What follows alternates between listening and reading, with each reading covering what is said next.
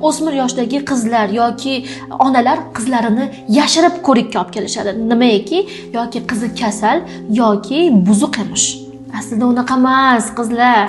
Negadir bizning jamiyatimizda qiz bolalarni, ya'ni turmushga chiqmagan qizlarni ko'rikdan o'tkazish qanaqadir erish tuyuladi yoki ginekolog ko'rikdan o'tish bu degani qiz bola emas degan tushunchaga olib kelishidan odamlarimiz juda ham qo'rqishadi. Lekin aslida 15 yillik tajribamdan kelib chiqqan holda shuni ayta olamanki, o'smir yoshdagi qizlarda jinsiy gormonlar o'zgarishlari juda ham ko'p kuzatiladi o'smir yoshda va ularda juda ham ko'p kistalar, miomalar, hattoki adenomiyozlar ham ko'pgina kuzatiladi. Bular qizlarni kelajakda ona bo'lish vaqtida juda ham katta to'sqinliklar qilishadi. Qizlarga maslahatim, o'zingizdagi har bir bo'layotgan o'zgarishlar haqida onangiz va oilaviy shifokoringiz yoki ginekologga hammasini aytib boring.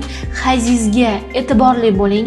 Hayz kechikyaptimi yoki tez-tez bir oyda 2 marta, 3 marotaba hayz ko'ryapsizmi yoki qindan hidli ajralmalar kelib qoldimi, qondagi quyqalar aniqlanyaptimi yoki qorin pastida og'riqlar, hayzdagi og'riqlar kuzatilyaptimi, albatta ko'rikdan o'tishingiz shart. Bu kelajakda sizni tanangiz va organizmingiz va ona bo'lish reproduktiv sistemangiz uchun juda ham muhim hisoblanadi.